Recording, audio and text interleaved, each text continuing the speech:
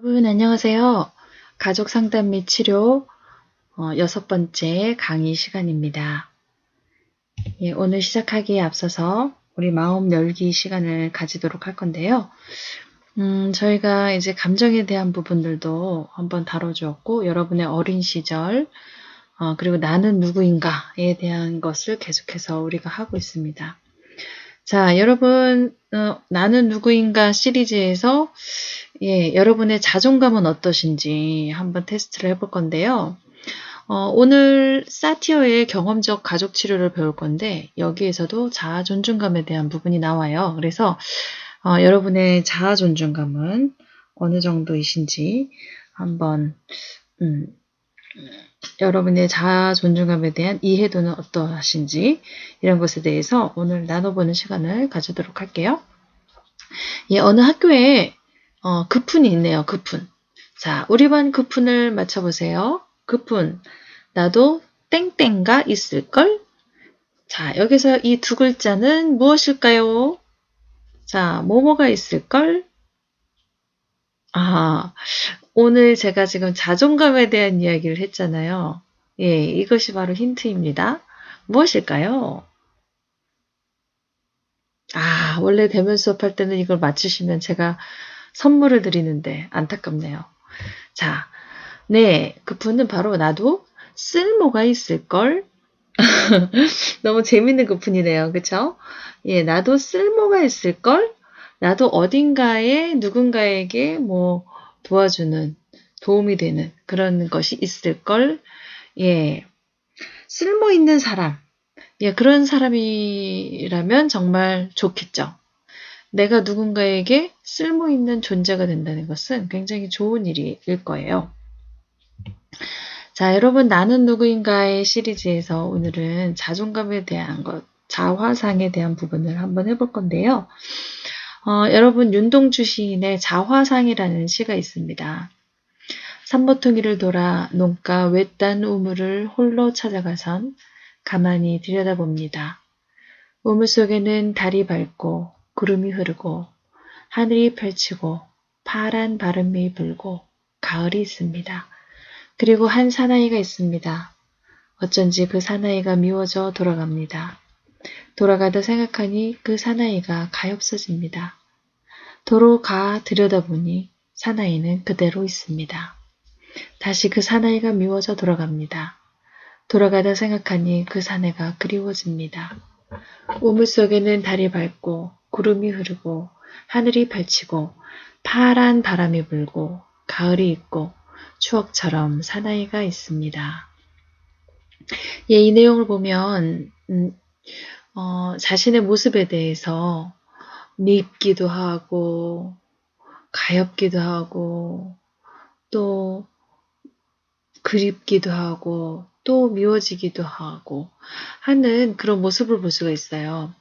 여러분도 여러분 자신의 모습에 대해서 이 시와 좀 비슷하지 않을까요? 이 시에서는 그래서 자아 성찰과 자신에 대한 애증, 사랑하는 모습, 증오하는 모습, 이런 모습을 다 보여주었는데요. 여러분의 자화상도 아마 이런 부분이 있지 않나 생각해요.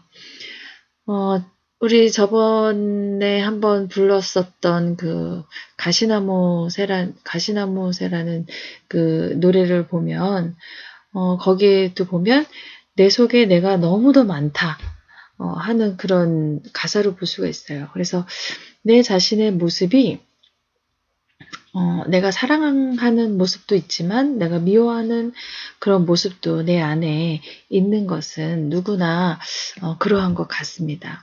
자, 자화상은 왜 중요할까요?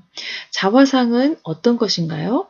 자화상은 자신에 대해서 갖는 감정 및 태도를 이야기합니다.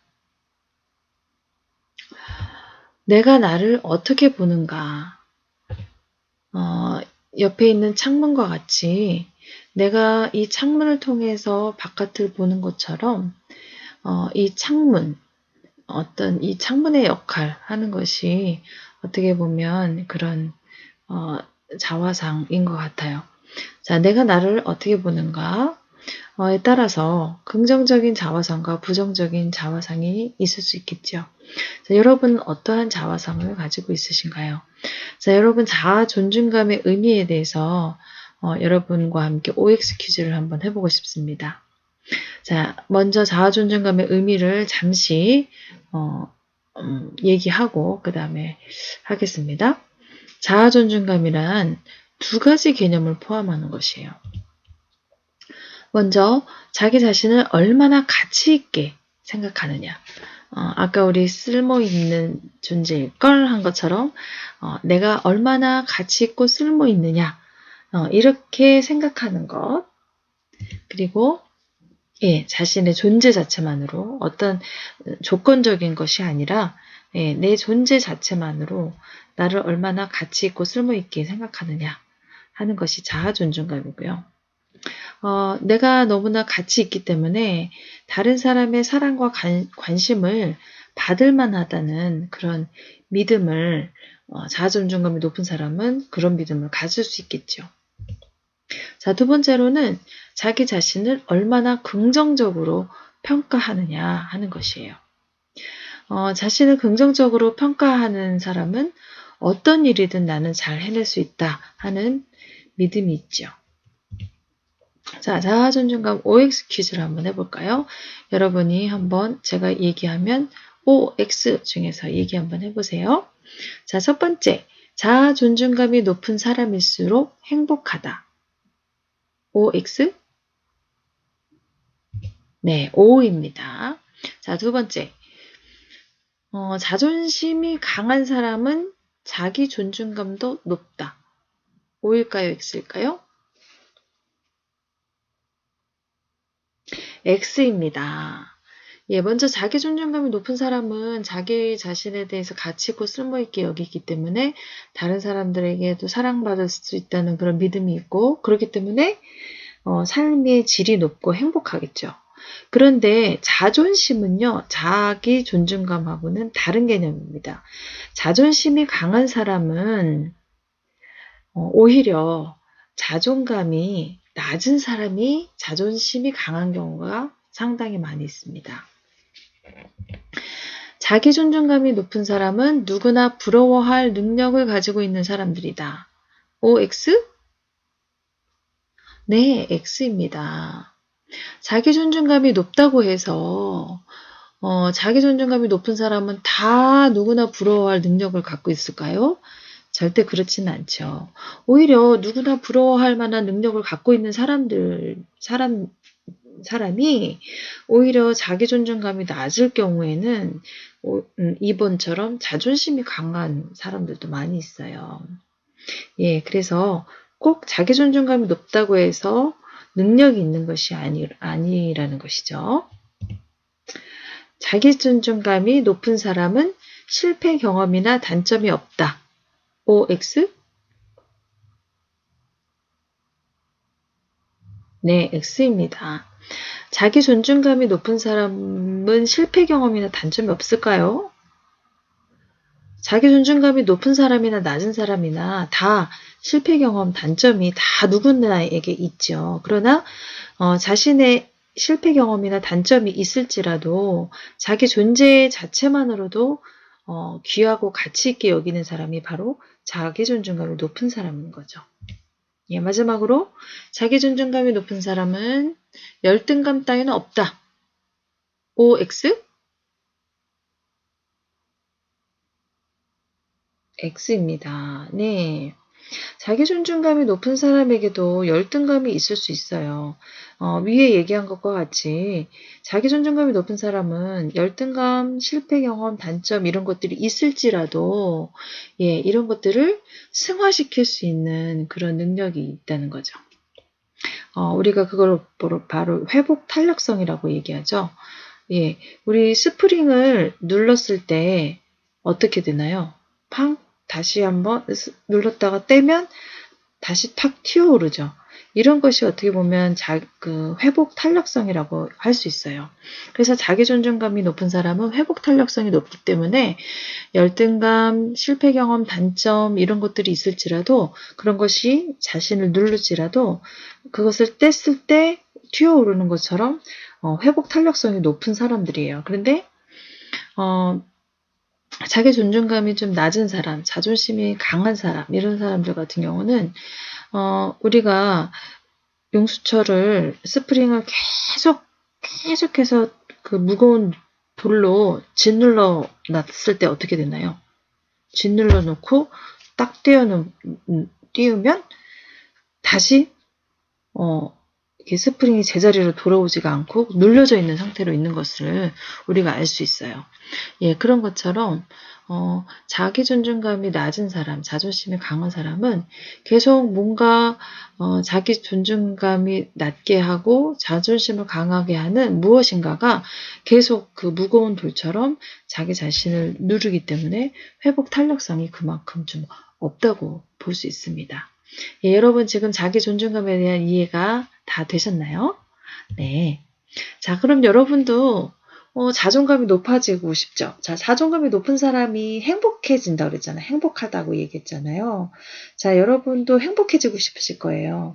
그래서 행복해지기 위해서는 우리 여기 사진에 보이는 개인 심리학자 아들러라는 사람이 이 행복해지기 위해서는 이 세 가지가 필요하다 이렇게 얘기했는데요. 첫 번째로는 자기 수용이고요. 두 번째로는 타자 신뢰, 그리고 세 번째로는 타자 공헌이에요. 자, 첫 번째로가 자기 수용, 자기를 있는 모습 그대로 받아들이고 수용하는 것이죠. 예, 그것이 바로 행복해지기 위한 첫 번째 단계라는 것이에요. 두 번째로는 타자 신뢰, 남을 믿을 수 있어야 되죠. 남을 믿을 때 행복해진다는 것이에요. 그 다음에 타자를 위한 공헌, 내가 남을 위해서 또 사회를 위해서 공헌할 수 있을 때 그때 행복해진다는 것이에요. 그런데 이 세 가지 모두 다 중요하지만 먼저 자기 수용이 없다면 이 2번, 3번이 이루어질 수 없을 거예요. 그래서 여러분 나 자신을 안다는 것은 굉장히 중요해요. 자기 수용을 하기 위해서 중요하고요. 자기 수용이 될 때 여러분은 행복해지는 자기 자신의 모습을 발견할 수 있을 것이라고 생각합니다. 예, 오늘의 마음 열기는 자존감에 대해서 한번 해봤는데요. 우리가 저번 시간에도 여러분 가계도를 한번 그려보셨어요. 그런데 가계도를 여러분이 그린 거를 보면서 굉장히 잘 그리셨어요.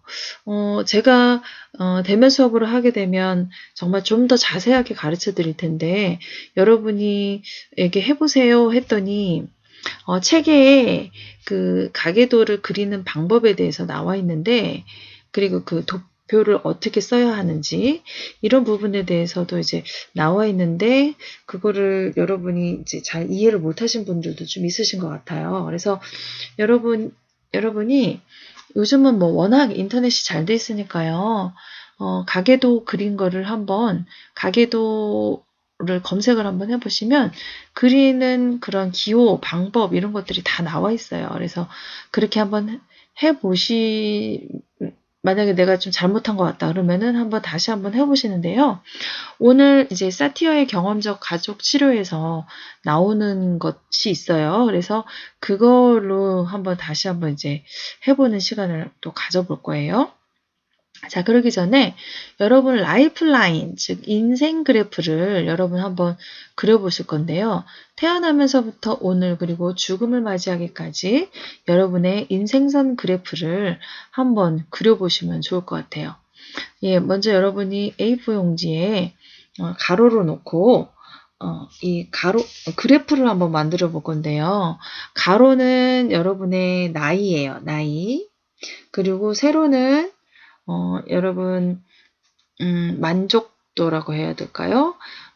가운데 0을 그리고 0 밑으로는 1, 2, 3, 4, 5 마이너스 1, 마이너스 2, 마이너스 3, 마이너스 4, 마이너스 5 그 다음에 0 위로는 플러스 1, 2, 3, 4, 5 예, 이렇게 해서 여러분의 10대 때 그리고 20대, 30대, 40대, 50대, 60대 예, 까지 이제 한번 60대, 70대 까지 한번 쫙 그려보시고 그 사이에 여러분이 겪었던 그런 사건을 기점으로 해서 여러분의 그 인생에서의 중요했던 그런 일들이 있을 거예요.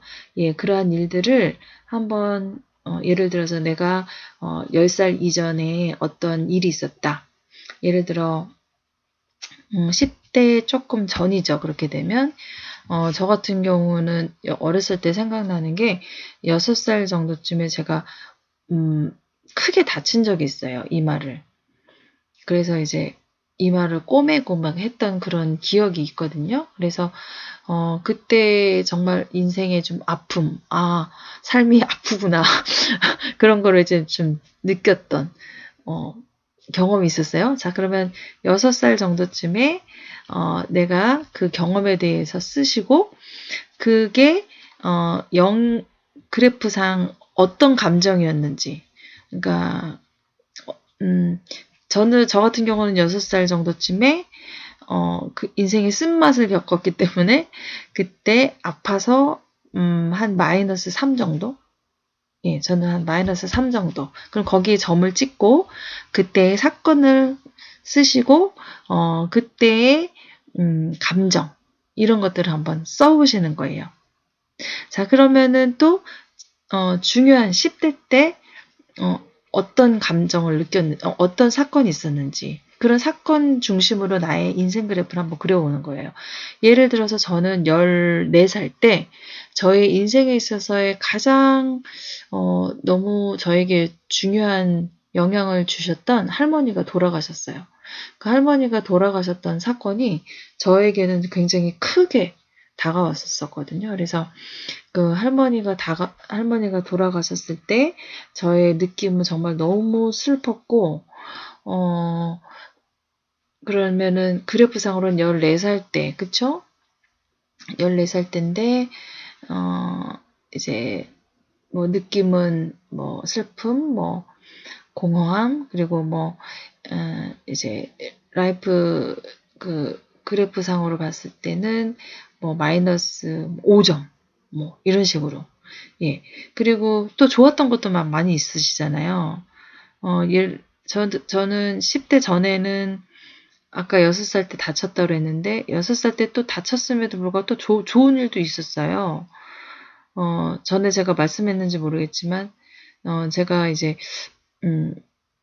그, 예전에 그 에버랜드 그거 가는 거에 라디오에서 당첨이 돼서 거기 가서 컬러 TV를 탔던 기억이 있어요. 그러면은 막 좋았던 것, 나빴던 것 이런 것들을 이제 여러분이 사건에 따라서 한번 그려보시는 거예요. 자, 그래서 내 삶 속에서 가장 행복했던 순간이 언제였는지 한번 체크를 해보시고 그 행복했던 순간이 언제 누구와 무엇을 했는지 지금 생각해보니 그 감정이 어땠는지 그리고 내 삶 속에서 좀 힘들었던 순간순간들이 있었어요. 그러면 그 순간순간들에 내가 그 순간에 누구와 언제 누구와 무엇을 했는지 그리고 그때 감정이 어땠는지 이런 것들을 한번 해보면서 그래프가 그려질 거예요. 그러면 10대 때 뭐 내가 예를 들어 태어났을 때는 난 너무너무 좋은 집안에서 태어났어. 그러면은 만족도가 5겠죠. 5. 5에서부터 시작했는데 갑자기 내 10살 때 우리 아버지 사업이 망했어요. 그래가지고 쭉 떨어졌어요. 그러면 마이너스 뭐 4점으로 떨어졌어. 그 다음에 또 좋은 일이 있었어요. 그럼 올라가고 내려가고 올라가고 내려가고 하는 그런 그래프가 그려지겠죠.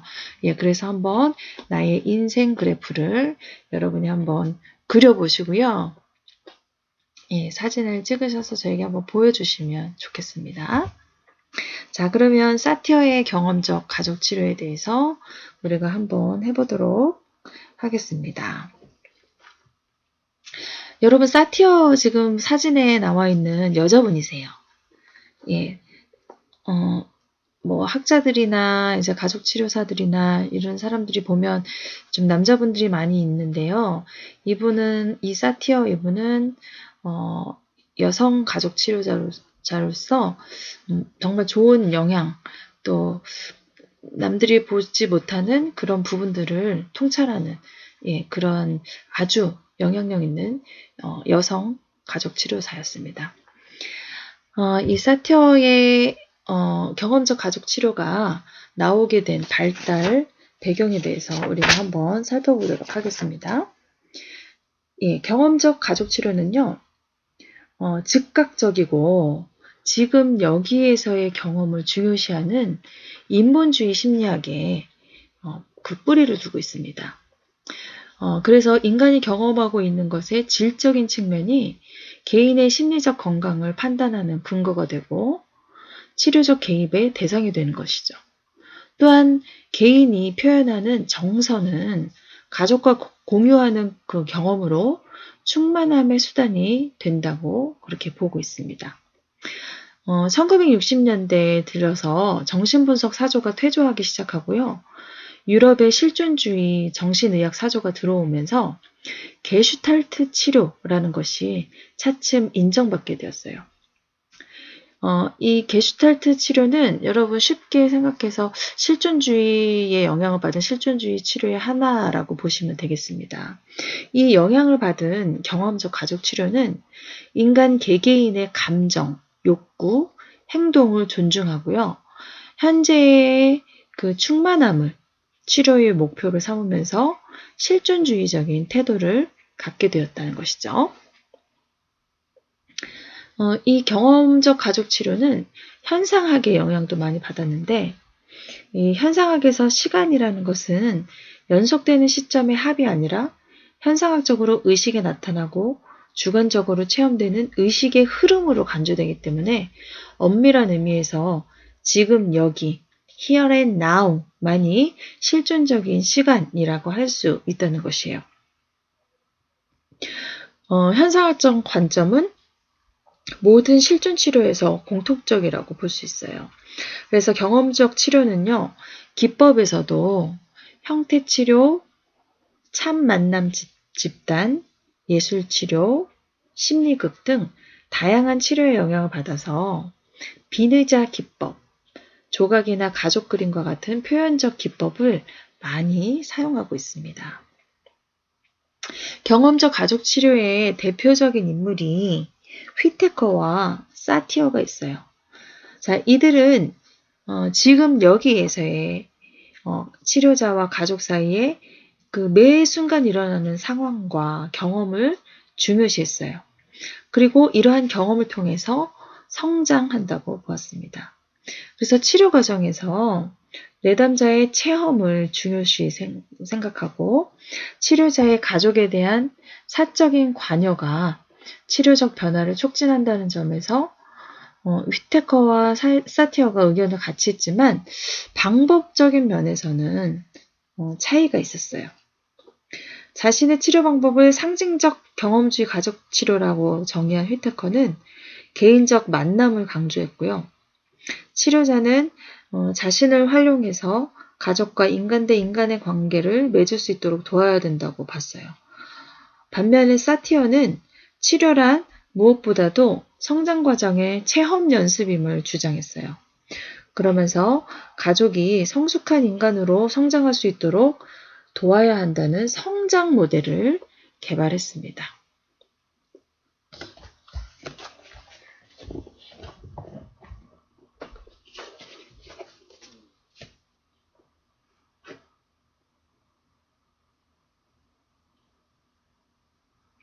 네, 사티어는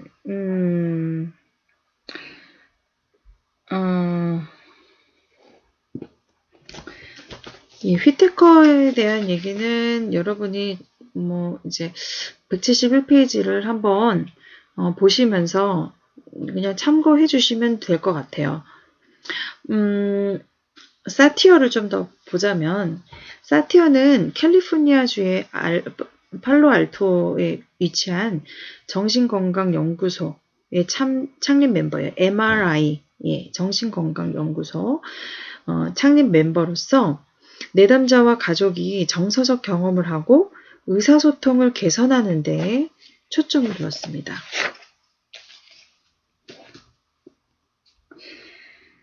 개인의 심리 내적 과정의 변화를 통해서 가족과의 의사소통을 건강하고 원만하게 하여 결과적으로 성장을 경험하게 하므로 사티어 가족 치료를 성장 모델이라고 불렀어요. 이 사티어의 제자면서 계승자로 알려진 반맨이라는 사람이 이 전통적인 경험적 가족 치료를 체계적 단기 경험 치료 모델로 발전시켜서 계승하고 있습니다.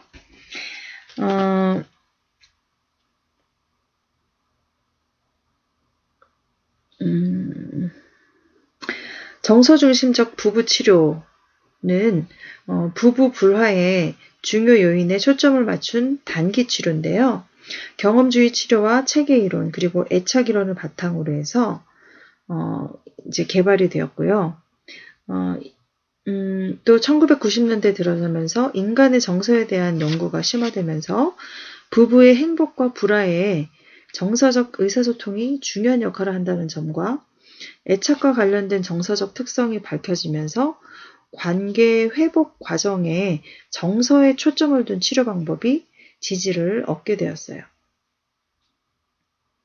정서 중심 치료의 이론적인 근거가 되는 경험주의 입장에서 치료자는 부부의 다양성을 존중해주고 그들에게 의미 있는 것이 무엇이며 그들이 친밀한 관계를 어떻게 보고 있는지 등 부부로부터 기꺼이 배우려는 개방적인 자세를 취하고 있어요.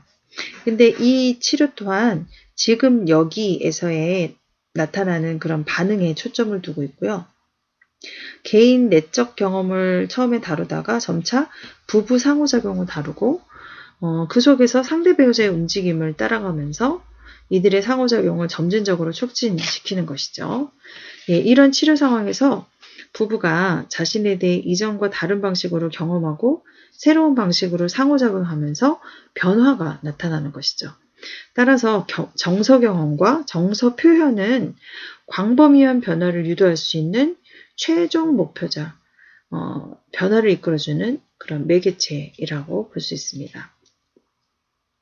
정서중심적 가족 치료는 가족 간의 권력과 통제에 초점을 맞추던 1차 가족 치료와 달리 가족의 배려와 유대를 강조함으로써 가족 치료의 새로운 방향을 제시하는 그런 모델로 인식되고 있습니다. 그렇다면 주요 개념에 대해서 우리가 한번 볼 건데요. 사티어는 오랜 임상활동을 통해서 인간 문제와 관련된 다양한 역기능을 발견했어요. 역기능이라는 것은 적절하게 기능하지 못하고 문제 해결 능력이 낮아서 발달적 상황적 위기에 잘 대처하지 못하는 것이죠. 사티어가 발견한 개인과 가족의 역기능은 4가지 영역에서 나타나는데, 즉 인간의 자아 존중감, 그리고 의사소통 및 대처 유형, 가족 규칙, 지역사회와의 연계성, 이 4가지 영역에서 나타났습니다. 여기에서 사티어 모델의 핵심이 되며 치료의 목적이 되는 자아 존중감, 의사소통 및 대처 유형, 가족 규칙을 중심으로 살펴보도록 하겠습니다. 이 3가지는 정말 중요해요, 여러분. 사티어 모델에서 자아 존중감, 의사소통 및 대처 유형, 가족 규칙 굉장히 중요합니다. 자, 첫 번째로 자아 존중감에 대해서 한번 보겠습니다. 자아 존중감의 형성에는 가족 구조와 부모와의 관계가 중요하게 부각되는 생애 초기에 자녀가 어떤 관계를 경험했는가가 매우 중요합니다. 부모-자녀 관계에서 부모가 자녀에게 적절하게 반응하지 못한 경우, 자녀가 자기 가치와 자기 존중감을 학습하고 발전할 수 있는 기회를 갖지 못한 경우, 또는 기회를 주고 반응은 했지만 자기 가치나 자아 존중감이 낮게 형성된 경우도 있어요. 그뿐 아니라 부모가 역기능적으로 의사소통하거나 의사소통 내용이 부정적일 때 자녀의 자아 존중감은 손상될 수 있습니다. 사티어는 자아 존중감을 인간의 기본 욕구로 간주했어요. 자아 존중감은 에너지의 자원이 되는데 인간이 자신을 사랑하고 감사를 느낄 때 에너지가 만들어진다는 것이에요. 이 에너지가 조화롭고 긍정적으로 사용될 때 현재 주어진 상황을 더욱 창조적이며 현실에 맞게 잘 극복할 수 있다는 것이죠. 사티어의 성장 모델은 개인의 낮은 자아 존중감을 회복시켜서 자신의 가치를 인정하고 자신의 장점과 자원을 발견하고 활용하도록 도와서 스스로 문제 상황에 잘 대처할 수 있도록 하는 것이에요. 사티어는 자아 존중감에 대한 개념을 자기, 타인, 상황 이 세 가지 요소로 기술하고 있습니다. 이는 다음에 의사소통 및 대처 유형에서 설명하도록 하겠습니다. 자, 주요 개념에서 두 번째는 의사소통 및 대처 유형이에요. 자, 긴장을 처리하는 방식에서 나타나는 생존 유형. 이것을 이제 의사소통 및 대처 유형이라고 하는데요.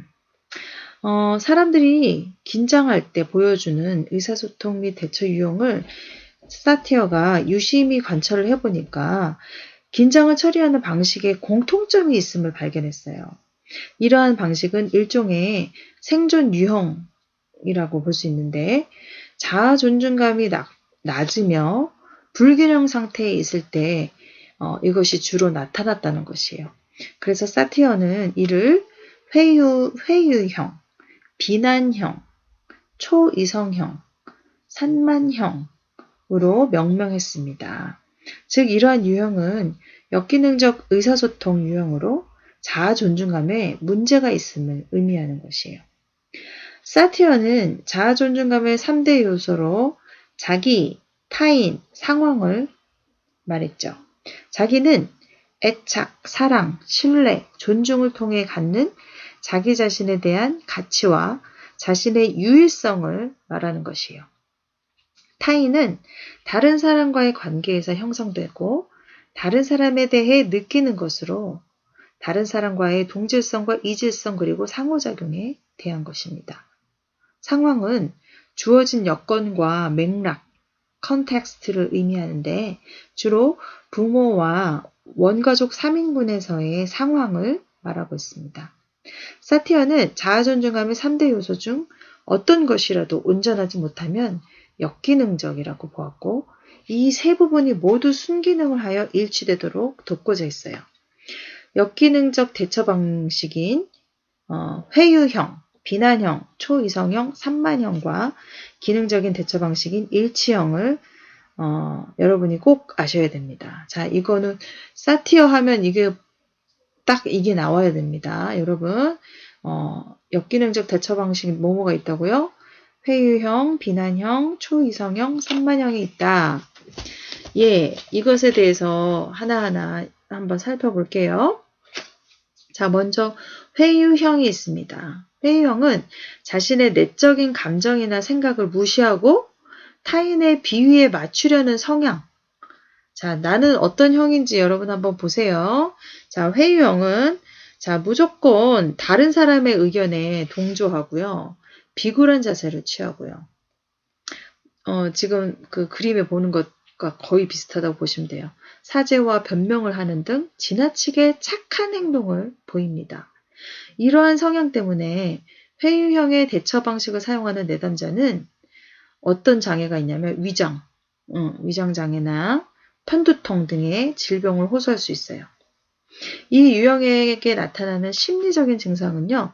감정 억제, 짜증, 걱정, 공황습격, 공황장애라고 하죠.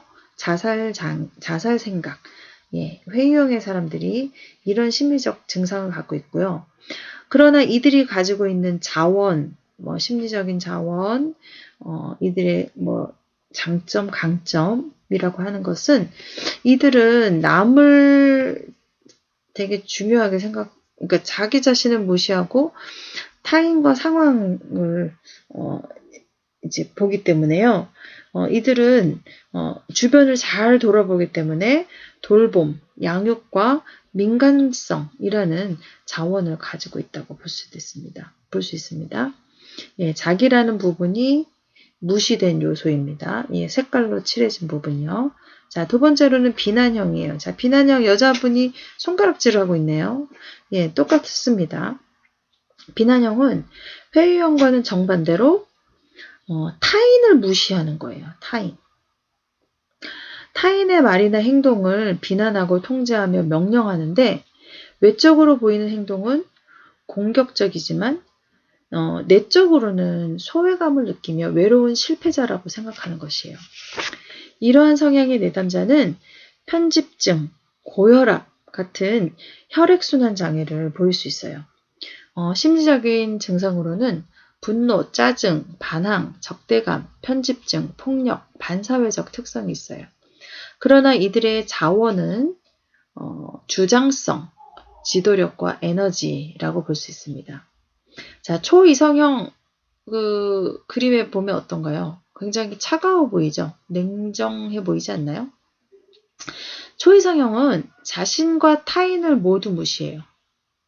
상황만을 중시합니다. 그래서 규칙과 옳은 것만을 절대시하는 극단적인 객관성을 보여요. 매우 완고하고 냉담한 자세를 취하고 독재적인 행동을 하지만 내적으로는 쉽게 상처받으며 소외감을 느낍니다. 이러한 성향으로 암, 심장마비 같은 신체적 질병이 발생할 수 있어요.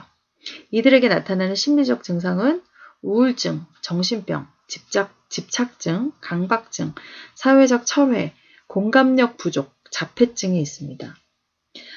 초이성형은 대부분 좀 공감력이 좀 부족한 분들이 많이 있어요. 그렇지만 이들의 자원은 지성, 굉장히 객관적이기 때문에 지성, 세부사항에 주의를 집중하는 것, 문제 해결 능력이라고 볼 수 있습니다. 자, 산만형, 그림 보는 것처럼 되게 산만하죠. 초이성형의 반대로 자신, 타인, 상황, 이 세 가지 모두를 다 무시합니다. 따라서 상담에서 심리적으로 접촉하기가 가장 어려운 유형이라고 볼 수 있어요. 주제나 상황에 맞지 않는 그런 말을 하면서 산만하게 행동하죠. 정서적으로 혼란된 심리 상태를 보이고 신경성 장애, 위장 장애, 편두통 등의 질병을 보일 수 있어요.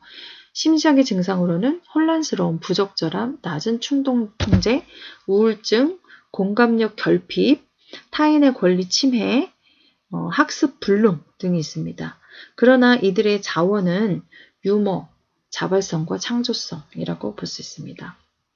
일치형. 자, 일치형은요, 자기 상황, 타인 모두가 존중되죠. 자, 앞에 네 가지 유형과는 달리 기능적인 유형으로 의사소통의 내용과 내적 감정이 일치합니다. 의사소통이 매우 진실하고 자기 감정을 잘 알아차리고 이를 적절하게 표현합니다. 매우 생동적이고 창조적이며 독특하고 유능한 행동 양식을 보입니다. 일치형의 사람은 높은 자기 가치감, 자기 존중감을 갖고 있고 신체적으로 건강한 상태에 있습니다. 일치형의 자원은 높은 자아 존중감이에요. 사티어의 중요한 치료 목표는 사람들이 일치적인 의사소통을 하도록 도와서 자기 가치 수준을, 그러니까 자기 존중감을 향상시키는 것이 바로 치료의 목표라고 볼 수 있습니다.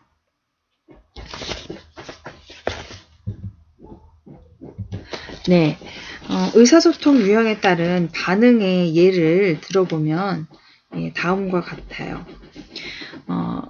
180페이지의 참고를 보시면 새벽에 귀가한 대학생 딸에게 아버지가 화를 내면서 야단칠 때 딸이 보이는 반응을 이제 한번 역기능적인 그런 이제 의사소통으로 한번 나타내 보면 회유형인 딸이다. 그럴 때는 고개를 숙이고 막 손을 비비면서 아빠 제발 용서해 주세요. 제가 정말 잘못했어요. 제가 시간을 잘 봤어야 하는데 모든 게 다 제 잘못이에요. 이렇게 얘기하는 스타일은 회유형이죠. 자, 그런데 비난형이다. 딸이 만약에 비난형일 때는 이렇게 얘기하죠. 아빠가 이렇게 자꾸 야단치니까 집에 들어오기 싫잖아요. 제가 늦게 들어온 건 다 아빠 때문이라고요. 이렇게 얘기하는 스타일이 바로 비난형이죠. 타인을 무시하는 경우. 자, 회유형은 자기 자신을 무시하는 경우고요. 자, 초이성형은 자기와 타인을 무시한다고 그랬죠. 굉장히 객관적이라고 그랬어요. 자, 그래서 아빠, 초이성형일 때 딸이 아빠, 이건 그냥 무조건 야단칠 일이 아니고요. 제가 왜 늦었는지에 대해서 이성적으로 생각 좀 해보세요. 이런 경우가 초이성형입니다. 자, 산만형이다. 딸이. 그럴 경우는 세 가지 다. 자기 상황 타인을 다 무시하죠. 다른 곳을 쳐다보면서 이런 아빠가 화나셨나 봐. 누가 아빠를 화나게 한 거예요?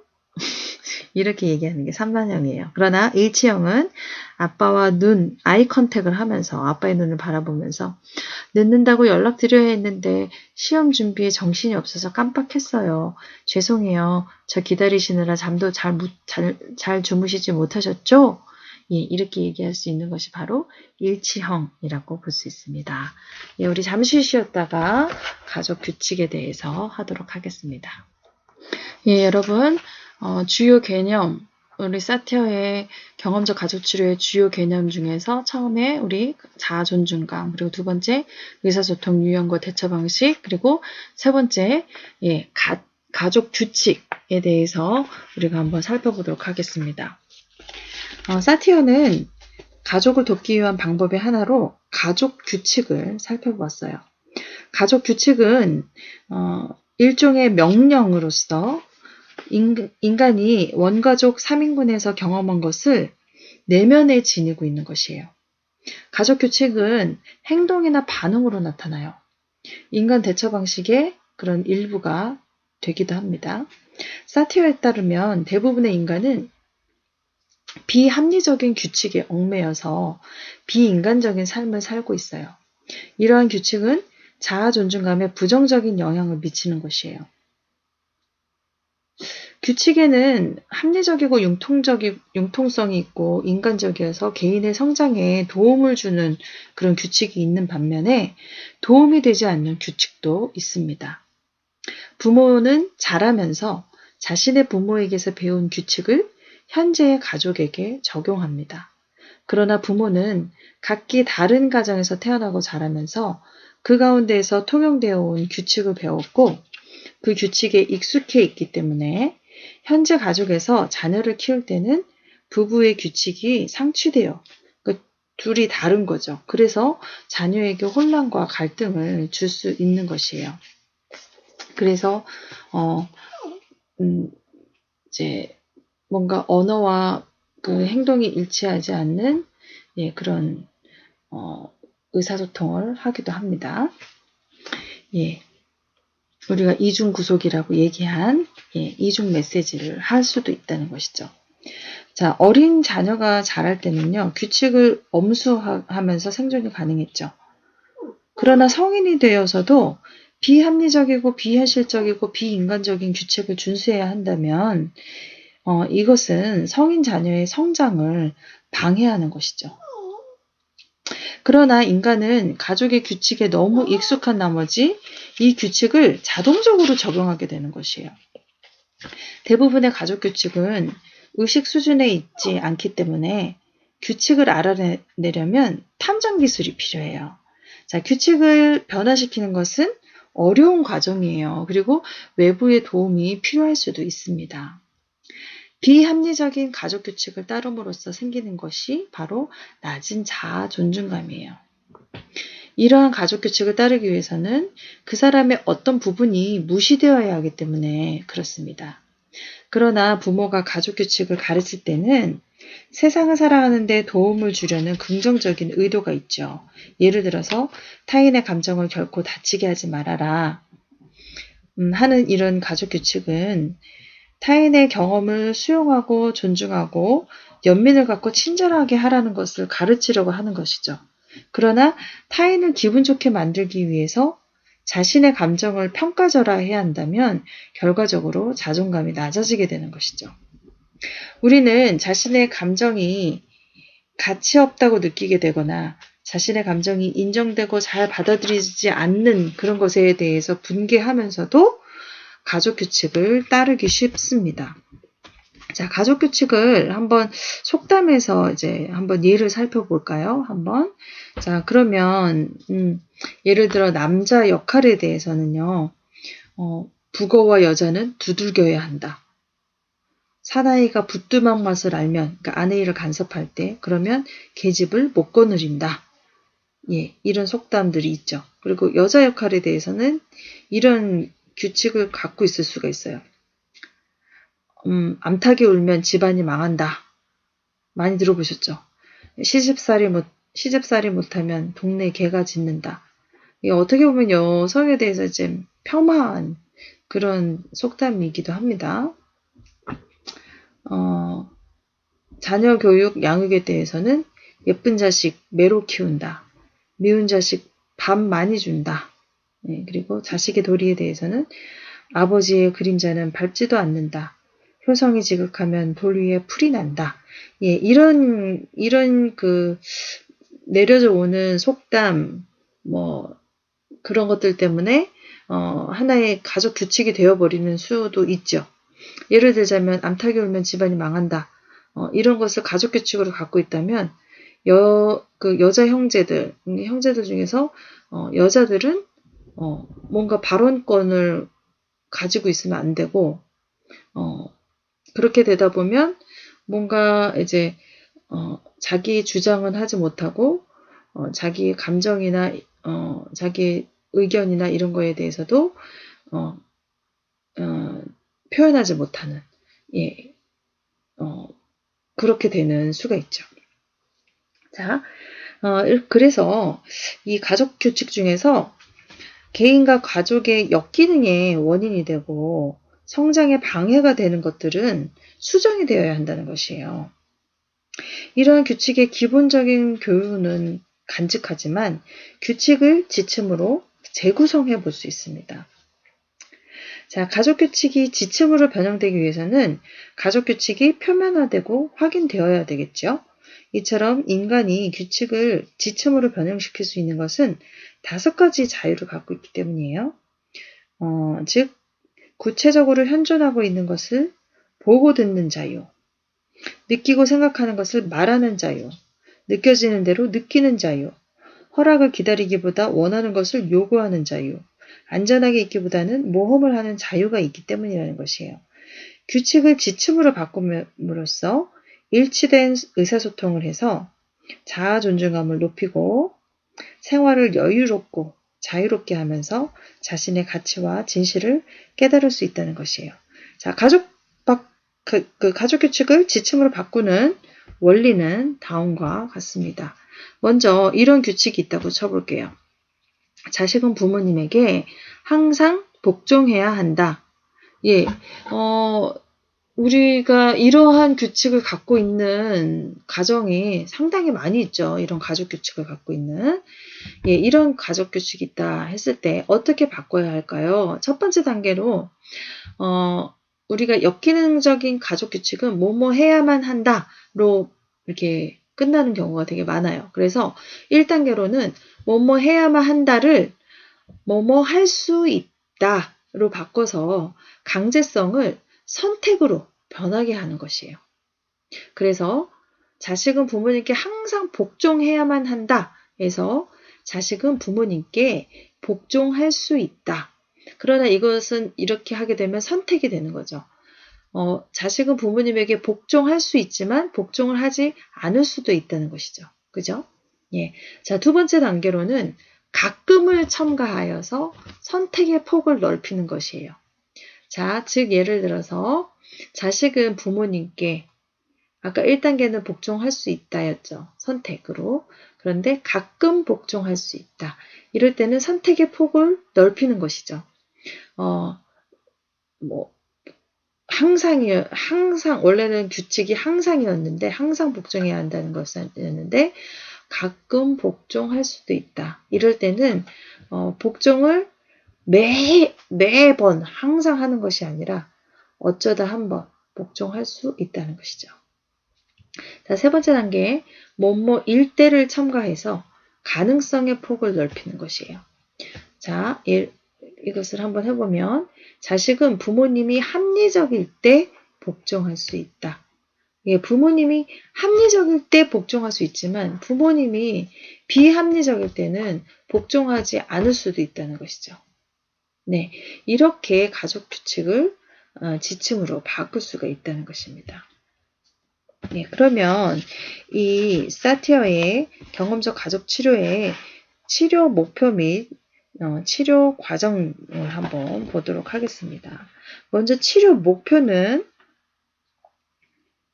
내담자의 자아 존중감을 높이는 것이에요.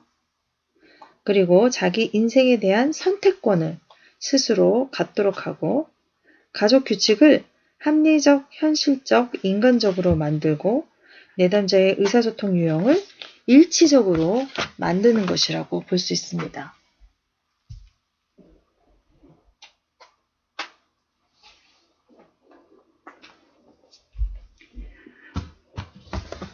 네, 그렇다면 한번 옆에 보이는 것처럼 단계별로 치료 과정을 이제 한번 살펴보자면 첫 번째 단계로는 정체 상태, 폐쇄 상태, 가족 규칙이 굉장히 정체 상태고 폐쇄 체계일 때이죠.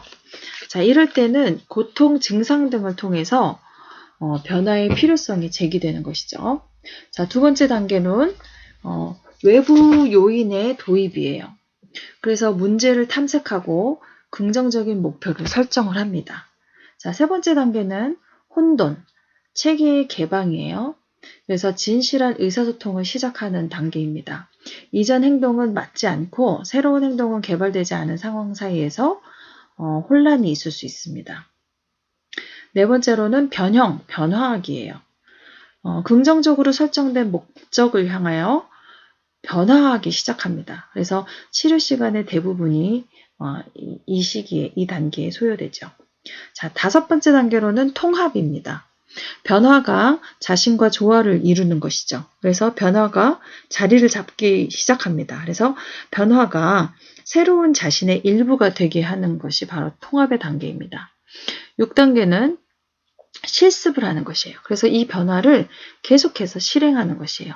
변화를 실습하고 존재에 대해서 새로운 감각을 느껴보는 것이에요. 자, 마지막 7단계는 새로운 상태, 즉 건강과 일치성을 획득하는 것이에요. 그래서 평등, 조화, 일체감, 균형, 그리고 익숙함보다는 편안함을 가지는 것이죠. 예, 이렇게 치료 과정을 우리가 볼 수 있습니다. 자, 그렇다면 치료자의 역할은 어떨까요? 자, 치료자의 역할은 먼저 경험적 가족 치료자로서의 갖춰야 될 3C가 있습니다. 예, 그래서 치료자의 역할이 196페이지에 나오네요. 치료자의 사람됨과 일치성을 중요하게 생각합니다. 그래서 이 3C, 3대 요소를 유능, 그리고 자신감, 일치, 이 세 가지 유능, 자신감, 일치, 이 세 개의 C가 필요하다. 이렇게 얘기하고 있습니다.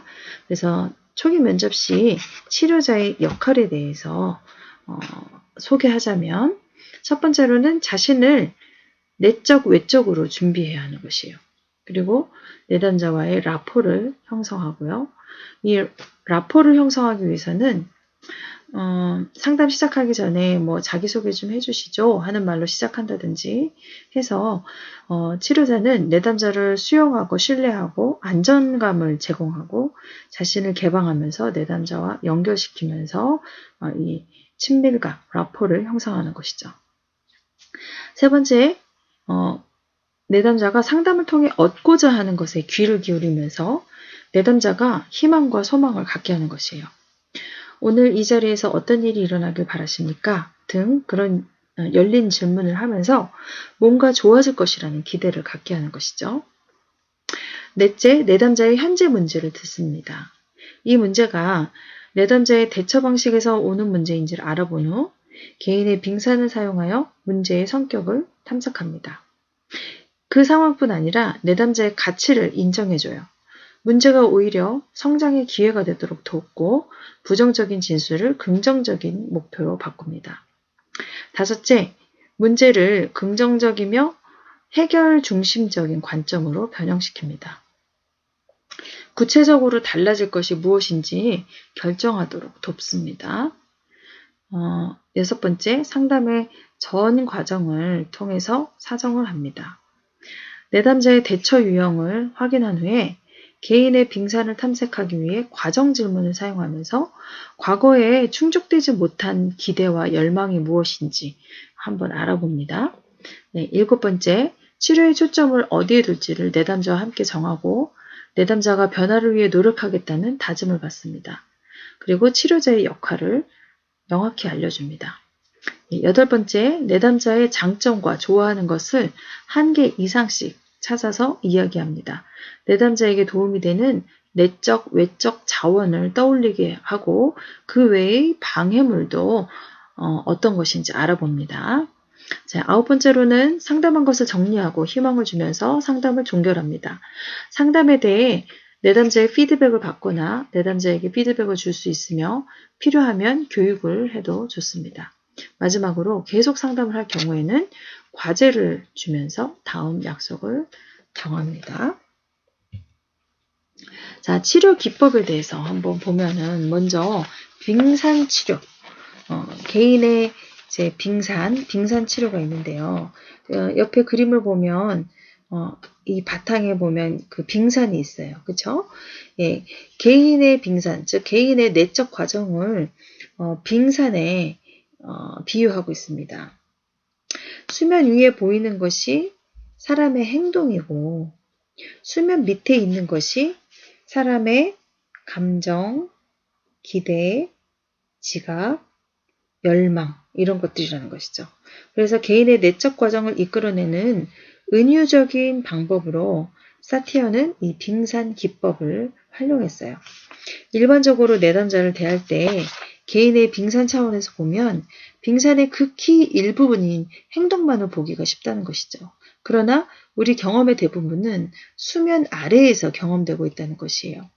대부분의 그 치료 모델에서는 문제 행동의 변화에 초점을 두므로 1차 수준에서의 그 변화를 가져오는데 사티어 모델에서는 개인의 빙산 수면 아래를 탐색해서 부정적인 내담자의 경험을 표면화하고 변형하도록 함으로써 2차 수준, 즉 감정에 대한 감정, 지각, 기대, 열망, 보편적 소망, 그리고 3차 수준인 자기, 나에 대한 부분, 그런 부분의 변화를 목표로 한다는 것이죠. 자, 그래서 빙산 치료의 과정을 한번 보시면 치료자는 내담자의 외적인 과정, 즉 표면적 경험의 수준에서뿐 아니라 잠재의식 수준인 내적 과정과 작업해서 역동을 변형시켜야 된다는 것이죠. 그러기 위해서는 정말 고도의 기술이 필요합니다. 변화를 시도하고 치료 과정을 진행함에 있어서 사티어 모델은 가족 구성원 간의 상호 관계적 역동과 개인의 심리 내적 역동을 활용하도록 권장하고 있습니다.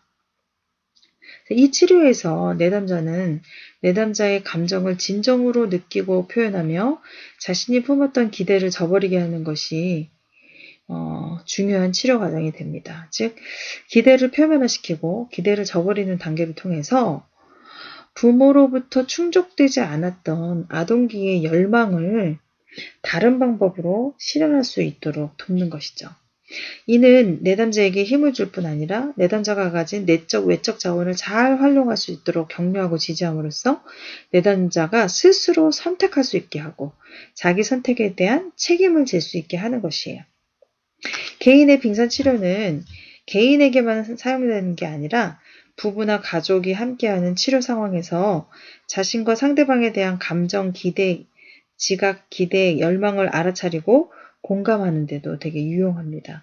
특히 서로에게 거는 그런 기대가 달라서 많이 싸우는 부부는 개인의 빙산 탐색을 통해서 과거 경험에 대한 각자의 감정에 대한 감정을 파악할 수 있고 서로에 대해 가지고 있는 지각과 열망을 알게 됨으로써 상대방에 대한 이해를 넓히고 상대방의 욕구를 충족시키려는 시도를 할 수 있다는 것이죠. 그래서 상담 전에 치료사가 계획하는 상담 과정은 접촉해서 내담자의 문제를 듣고 그 빙산 부분을 염두에 두면서 내담자의 문제를 명료화시키는 거죠. 문제를 목적으로 재구성시키는 거예요. 그래서 무엇이 문제인가 보다는 어떻게 되고 싶은가에 초점을 바꿔 줍니다. 그리고 목표 달성을 돕는데요. 어느 부분에서 고착되어 있는지 그것을 보고 그 고착 상태를 감소시키고 또 상담을 마치기 전에 변화한 점에 대해서 요약하고 계속 상담할 경우 과제를 주고 일반적으로 주 1회 1시간씩 상담을 하는 것으로 이 빙산 치료를 합니다. 치료 기법 중에 또 하나는 원가족 3인군 치료라는 것이 있어요. 자, 원가족 3인군 치료를 위해서 필요한 도구는요. 스타의 원가족 도표. 우리가 내담자로 표시하고 IP라고 표시하는 그 부분을 여기 우리 사티어는 스타로 표시했습니다.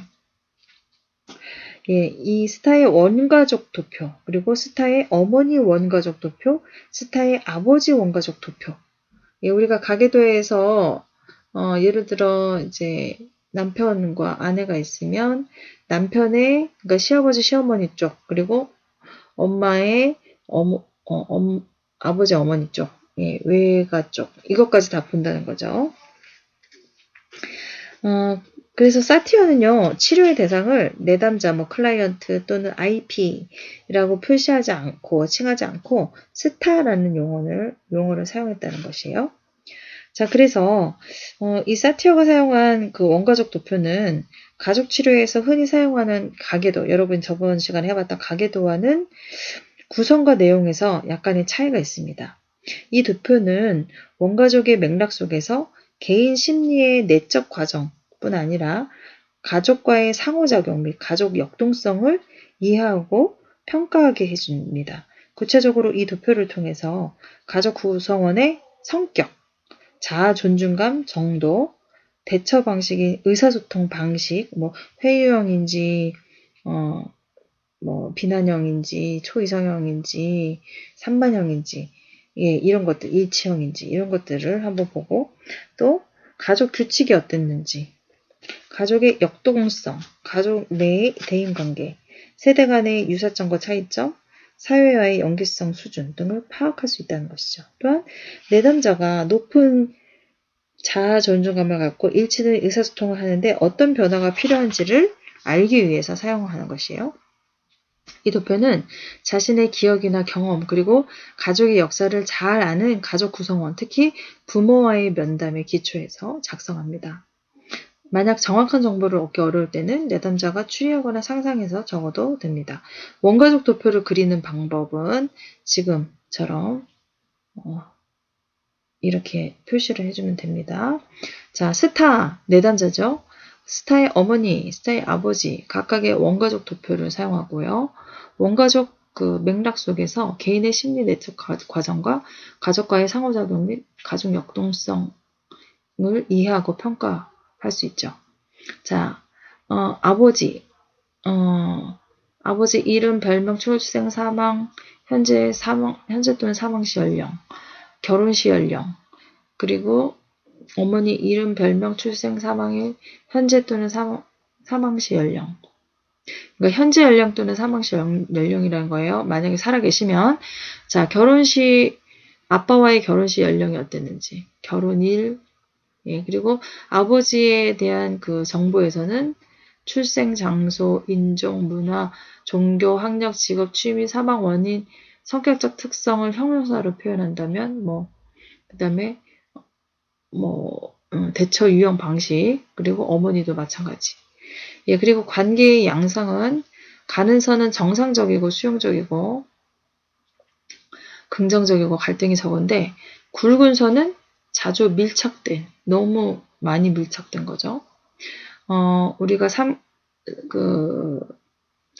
가계도에서 그 밀착된 관계는 어떤 거였죠? 줄 3개였죠. 그거랑 비슷하다고 보시면 돼요. 자, 물결선. 이것도 가계도랑 비슷하네요. 아주 자주 부딪히고 적대적이고 갈등 관계일 때. 점선 이것도 똑같네요. 소원하고 부정적이며 무심한. 그런 관계의 양상까지 그렇게 나타낼 수 있죠.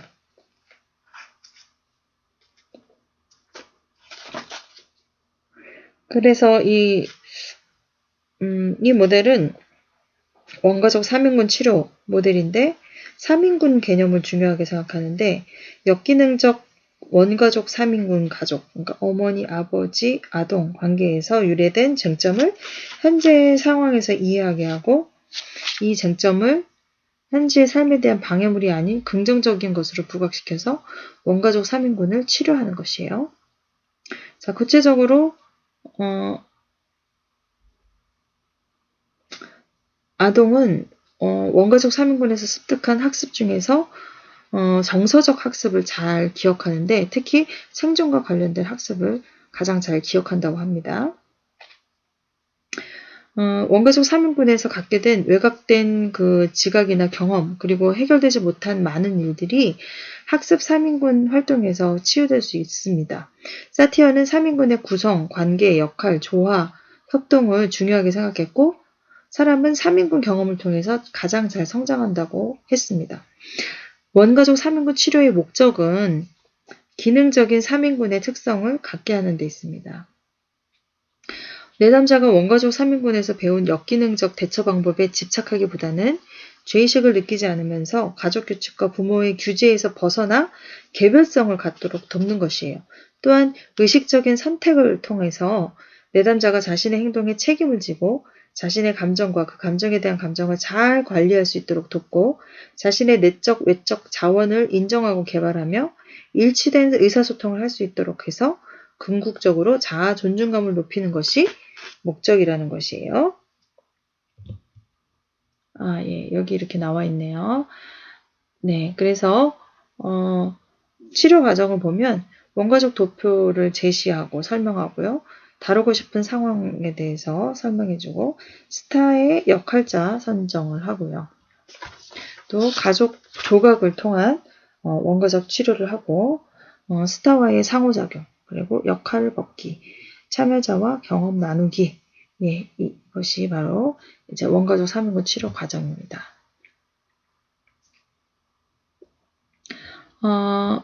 나의 또 치료 기법으로 나의 생활 연대기 이게 여러분이 지금 하신 인생 그래프하고 되게 비슷해요. 자, 그래서 여러분이 인생 그래프를 이런 식으로 하시면 좋을 것 같습니다. 출생 후 현재까지 나의 주요 생활 사건을 연대별로 나열. 그래서 자신에게 영향을 미쳤던 사건을 인식하고 재구성하는 과정을 통해 성장의 기회를 제공한다는 것이죠. 그래서 나의 인생 그래프 여기 보면 탄생일 때는 보통, 긍정, 부정. 아까 제가 보통을 0으로 놓는다면 긍정은 1, 2, 3, 4, 5, 부정은 마이너스 1, 2, 3, 4, 5 이렇게 표시를 하시면 되겠죠. 자, 그래서 탄생할 때는 이분은 굉장히 좋았나 봐요. 그래서 한 5 수준의 긍정, 그쵸? 그리고 3세 때 선천성 질환 진단을 받았나 봐요. 그래서 3세 때는 마이너스 한 4 정도 되네요. 그쵸? 그래서 7세 때 수술을 받았어요. 수술 받고 좋아졌기 때문에 긍정에서 5 정도의 높은 수준이 되네요. 자, 그 뭐 10대 때 또 어떤 일이 있었을 수도 있고요. 그러니까 나이별로 그렇게 하시면 돼요. 20세 때 대학에 입학해서 되게 좋았네요. 한 4 정도? 3, 4 정도 되네요. 남자친구 생겨서 되게 좋았어요. 그런데 신체적인 질병이 21세에 발견됐어요. 그래서 이때는 한 마이너스 2 정도, 뭐 이 정도쯤 되네요. 예, 그래서 취직, 뭐 집안의 우환, 뭐 이런 것들 예, 하면서 보면 그래프가 정말 오르락 내리락 하는 것을 우리가 볼 수 있습니다.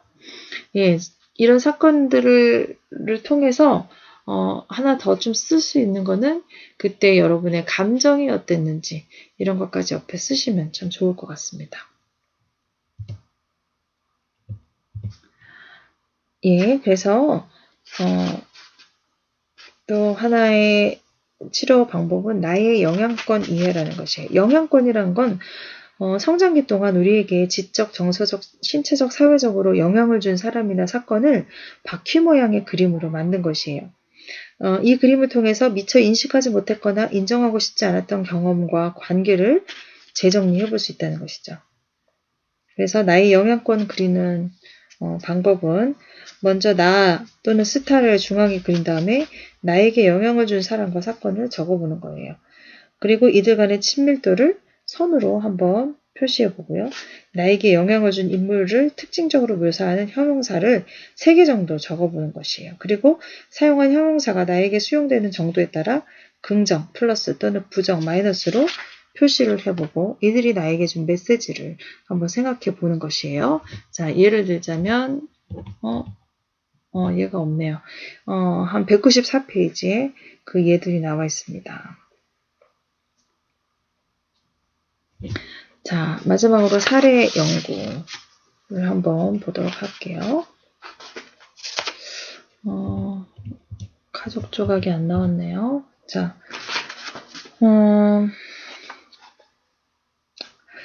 또 이 가족 조각이라는 것이 있어요. 가족 조각은 어떤 시점을 선택해서 그 시점의 가족관계에 타인에 대한 느낌과 감정, 그리고 동작과 공간을 사용해서 표현하는 비언어적인 기법이에요. 그래서 조각은 근육과 표정으로 내적 감정을 표현하기 때문에 개인의 내적 감정이 시각과 표면화되고 은밀한 생각과 느낌이 외현화된다는 것이에요. 이 조각 기법은 역동적, 능동적, 비선형적 과정으로 사건이나 태도가 동시에 지각되며 경험될 수 있어요. 관계의 의미와 은유, 이미지를 제공하기 때문에 참여자와 관찰자가 함께 공유할 수 있습니다. 이 기법을 심리사회적 모델이라고도 부르는데 그 이유는 사회체계를 자각할 뿐 아니라 같은 사회체계에서 다른 위치를 점유하고 있는 조각가의 지각과 정서적 반응을 표면화시켜주기 때문이에요. 이 기법을 사용하는 목적은 가족 구성원이 각각 자신의 내면적 감정에 접함으로써 진정한 자아에 대해 알고 느끼고 또 새로운 대처 방법을 생각해 보게 하는 것이에요. 그래서 여러분 책에 198페이지에 사진이 나와 있어요. 이게 이제 대표적인 가족 조각의 예예요. 그래서 가족 관계에서 경험한 것을 의사소통 유형으로 조각한 장면이네요. 그래서 여기 보면 손가락을 딱 내밀고 있는 이런 유형은 어떤 유형인가요? 비난형이죠. 예, 그리고 뭐 옆에 있는 사람은 뭐 회유형이라고 할 수 있겠고요. 그래서 자신의 그 부모님이 어떤 형이었는지 그리고 내담자는 어떤 형이었는지 이 의사소통 대처 방식에 대한 그런 가족 조각을 만들어 봤네요.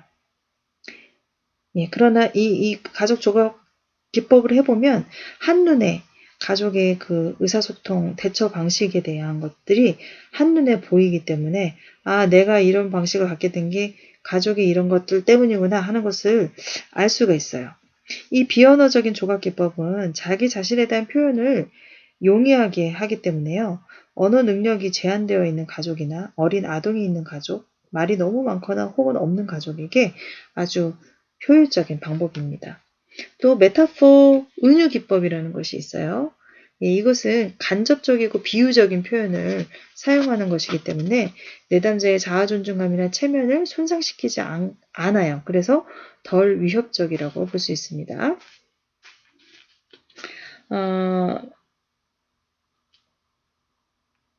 사티어는 변화를 증진시키기 위해서 이러한 은유를 자주 사용했는데요. 특히 내담자에게 특별한 의미를 전달하기 위해서 사용했어요. 은유를 통해서 치료자 자신이 의미하는 것과 실제 대상과의 사이에 일정한 공간이 생기는데 그 공간은 내담자가 나름대로 해석할 수 있는 여유를 제공한다고 보았어요. 또 명상의 방법이 있죠. 명상은 감정과 직관력을 담당하는 뇌의 우방구를 사용하게 하고 지금 여기 here and now에 집중하게끔 하죠. 또 그뿐 아니라 자신의 내적 외적 자원을 감사히 생각하고 충분히 활용할 수 있게 하며 새로운 에너지를 가지고 새로운 선택과 가능성을 추구할 수 있도록 변화와 성장을 도모합니다. 예, 사례를 한번 볼게요.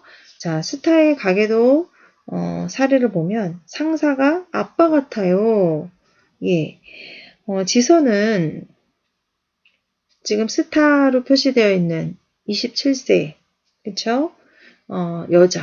여자는 동그라미, 남자는 네모로 표시한다고 했죠? 예, 지선은 최근 상사와 관계가 힘들어져서 친구 소개로 상담실에 오게 됐어요. 회사 업무 관계로 상사의 핀잔을 자주 받는데 자신이 잘못이 아닌데도 말을 하지 못하고 속으로 억울해하는 거예요. 윗사람을 대하는 것이 대체로 어렵고 하고 싶은 말을 제대로 하지 못하는 것 때문에 뒤돌아서면 속상하다.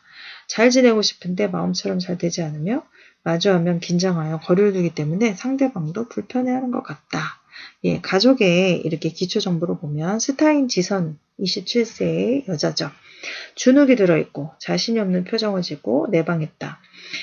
일남일녀 중 장녀로 온화한 성격을 가진 듯이 보였고 미혼이며 종교는 기독교. 어머니는 존경하지만 아버지에 대한 분노가 많이 있다. 신앙의 힘으로 아버지를 용서하고 싶지만 마음처럼 되지 않아서 힘들다. 스타의 아버지 59세죠. 완벽주의 성향을 갖고 있어요. 성격이 매우 급하고 가족을 많이 비난하는 비난형이시네요. 예절을 중시하고 스타가 어릴 때 조금만 잘못해도 고함을 지르고 매를 드셨대요. 스타가 대학교 다닐 때 대부분 과목에서 A+를 받아도 잘했다고 칭찬하기보다는 더 잘해야 한다 하고 다그치셨대요. 스타의 어머니는 54세시죠. 따뜻하고 수용적이고 합리적이다. 급하고 비난적인 아버지와 괴팍한 할머니의 성격을 묵묵히 받아주며 살았다는 것이죠. 스타가 아버지에게 매를 맞으면 약을 바르며 어루만져줬고 아버지가 화날 땐 가만히 있으라고 했어요. 스타의 남동생 25세죠. 아버지처럼 자신의 일에 성실하고 꼼꼼한 편이다. 성취하려는 욕구가 강하며 일이 잘 안되면 타인을 비난한다. 스타의 할머니 80세죠. 예, 성격이 불같고 변덕스러우며 매일 심한 욕설과 비난으로 가족을 괴롭힌다. 특히 스타의 어머니에게는 무슨 이렇게 욕을 하고 할머니를 좋아하는 가족은 아무도 없다. 그러나 예전에 비하면 이 빠진 호랑이 같다. 그래도 이렇게 보면 비난형, 엄마는 회유형, 스타도 회유형, 그리고 남동생은 비난형, 그리고 스타의 할아버지 86세는 가족의 일에 별로 관심이 없고 무책임한 행동을 많이 한다. 할머니의 기세에 눌려 눈치를 보며 할머니에게 의존한다. 예, 이런 식으로 스타의 가계도를 만들었죠. 그래서 여러분도 한번 이런 식으로 한번 만들어 보시면 좋을 것 같아요.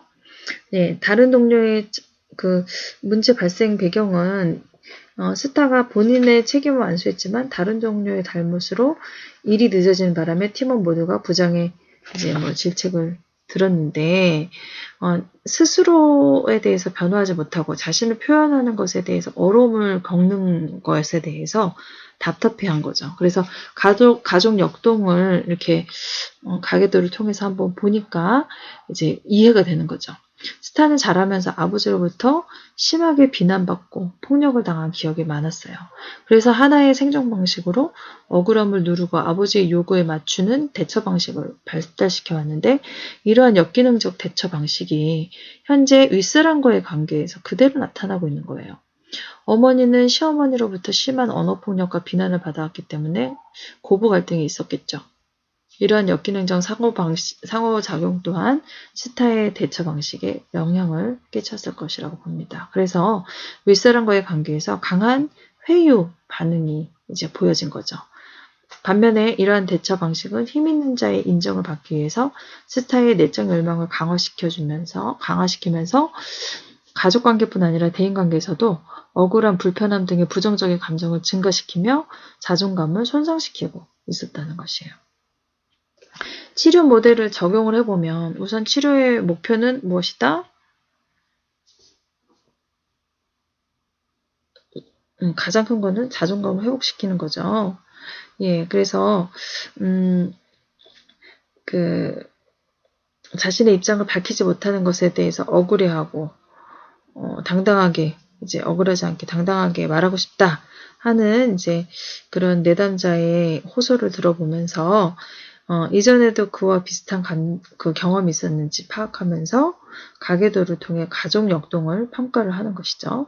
이 과정에서 이제 여러 상담 목표가 제시될 수 있어요. 구체적으로 아버지를 마음으로 받아들이고 좋은 관계 유지하기, 걸림돌을 제거하고 수용하여 관계 개선하기, 대인관계에서 자기 의사를 분명하게 표현하기를 이제 목표로 할 수 있습니다. 그리고 내담자의 빙산을 탐색할 수 있어요. 개인 빙산을 탐색하면 내담자의 그 문제 행동, 감정, 지각, 기대, 열망 등에 대해서 이제 탐색할 수 있죠. 내담자는 아버지가 예의를 굉장히 중요하게 생각했기 때문에 말을 조금만 잘못해도 야단을 맞았어요. 그래서 나도 모르게 착해야 된다 생각하면서 자신을 많이 억누른 것 같다. 그래서 그 긴장 속에 자신을 가두는 것 같은 답답함, 적막함을 느끼고 이 답답함은 가슴 아래쪽에서 누르는 것 같다. 이렇게 얘기했는데요. 누르고 있는 것은 아빠의 억압 때문이며 가족과 아빠의 기대와도 연관이 된다.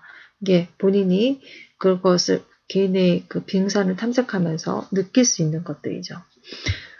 내담자가 가진 자신에 대한 기대는 타인과 대화할 때 좋게 보이고 예쁘게 행동하는 것. 예. 그렇지만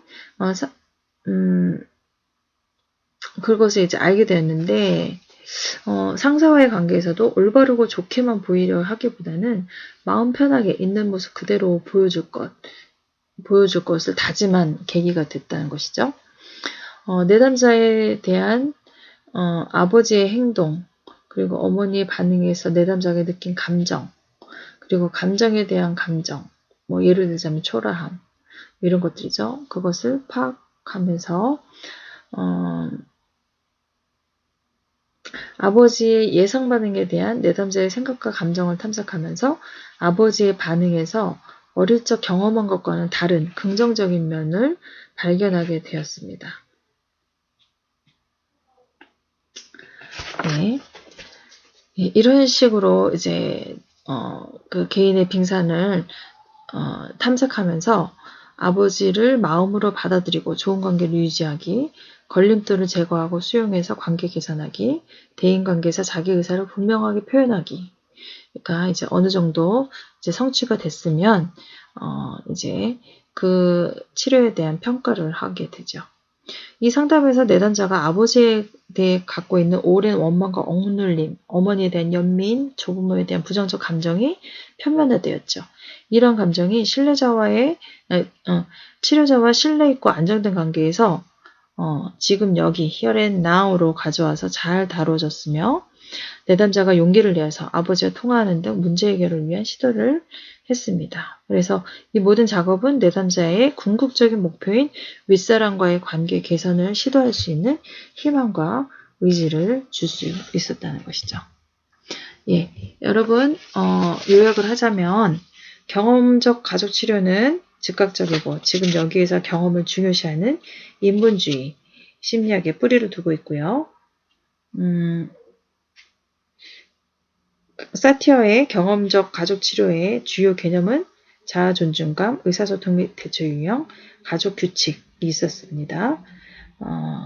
인간의 역기능과 문제의 근원을 인간의 자아 존중감의 결여, 경직되고 비합리적인 가족 규칙, 의사소통 및 대처 유형의 문제로 봤고요. 치료의 궁극적인 목적은 내담자의 자아 존중감을 높이고 자기 인생에 대한 선택권을 스스로 갖게 하고 가족의 규칙을 합리적, 현실적, 인간적이도록 바꾼과 동시에 내담자의 의사소통 유형을 일치적으로 만드는 것이라고 볼 수 있습니다. 예, 치료 도구는 원가족 도표, 가족 조각, 은유, 명상 등이 있고요. 이 치료 도구를 사용한 경험적 가족 치료 기법에는 빙산 치료, 원가족 3인분 치료 등이 있습니다.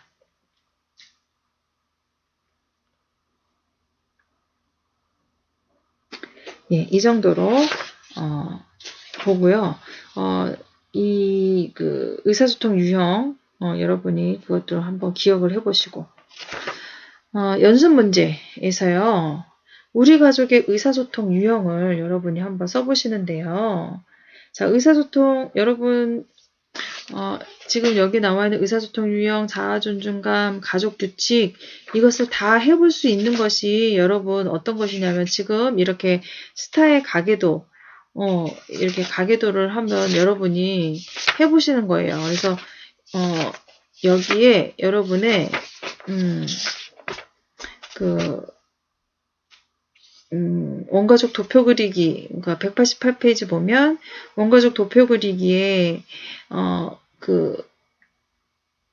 뭐 아버지, 어머니, 이름 옆에 뭐 이렇게 쫙 나와 있잖아요. 출생 장소, 뭐 종교, 학력, 직업, 취미, 사망 원인 이런 것들과 더불어서 가족의 그러니까 뭐 의사소통 유형, 뭐 남편, 아내, 아이의 의사소통 유형이 뭔지, 그리고 그 사람의 특징을 얘기할 수 있는, 여기 아까 보니까 형용사로 한번 표현해 보라고 그랬잖아요. 그죠? 그렇게 한번 표현을 한번 해보시고, 자아 존중감이 어땠는지, 그리고 가족 규칙은 어떤 것이 있었는지, 이 스타일 가계도에 그런 것들을 조금 더 첨가해서 여러분이 만들어 보시면 좋겠습니다. 한번 그것을 해 보시고 저에게 가계도를 했던 것처럼 한번 저에게 그것을 해서 저에게 보내주시면 감사하겠습니다. 그리고 또 다음 시간에는 저희가 이제 가족치료 중에서 지금 우리가 보웬의 가족치료 배웠고요. 지금 사티어의 경험적 가족치료를 배웠는데요. 자, 다음 시간에는 저희가 구조적 가족치료를 배우겠습니다. 미누친의 구조적 가족치료. 이것도 굉장히 중요해요. 그래서 여러분 보웬 배웠고 지금 오늘은 사티어에 대해서 배웠습니다. 다음은 미누친의 구조적 가족치료에 대해서 배우도록 하겠습니다.